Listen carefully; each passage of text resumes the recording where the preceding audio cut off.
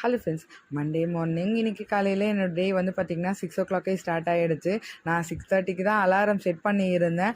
ஆனால் எனக்கு 6 o'clock முழிப்பு வந்துருச்சு.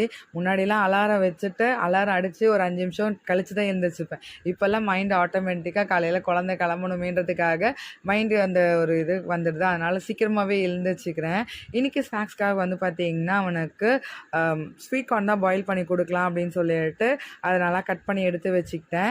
இந்த சைடு வந்து தண்ணி வந்து கொதிக்க வைக்கிறதுனா ஸ்டீம் பண்ணுறதுக்காக சைட் பை சைடு வந்து பார்த்திங்கன்னா வீட்டில் கொஞ்சம் சக்கரவள்ளி கிழங்கும் இருந்தது. அதையும் கட் பண்ணி க்ளீன் பண்ணி வேக வச்சுட்டா எனக்கு சாலடுக்கும் யூஸ் ஆகும்.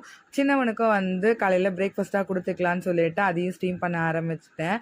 நம்மளோட ப்ரொஃபைல் பிக்சரை நோட் பண்ணியிருந்தீங்கன்னா வந்து சேஞ்ச் பண்ணியிருக்கிறது தெரிஞ்சிருக்கும். இந்த ஃபோட்டோ வந்து பார்த்திங்கன்னா சின்னவனோட பர்த்டே அன்றைக்கி எடுத்திருந்த ஃபோட்டோ தான். ரொம்ப நாளாக ஒரு பிளான் பண்ணியிருந்தோம், ஒரு ஃபேமிலி ஃபோட்டோ எடுக்கணும்னு சொல்லிட்டு. ஆனால் அது கடைசியாக வந்து பார்த்திங்கன்னா அவனோட பர்த்டே அன்றைக்கி தான் எடுக்க முடிஞ்சிருந்தது. இப்போ ரொம்ப சீக்கிரம் எழுந்திரிச்சனால ஒரு காஃபி போட்டு குடிக்கலாம் அப்படின்னு தோணுச்சு. ரொம்ப நாள் கழித்து வந்து பார்த்திங்கன்னா சர்க்கரை சேர்த்து பாலெல்லாம் சேர்த்து காஃபி போட்டு குடிச்சிருந்தேன். கொஞ்சம் மைண்டும் ரிலாக்ஸ்டாக இருந்தது.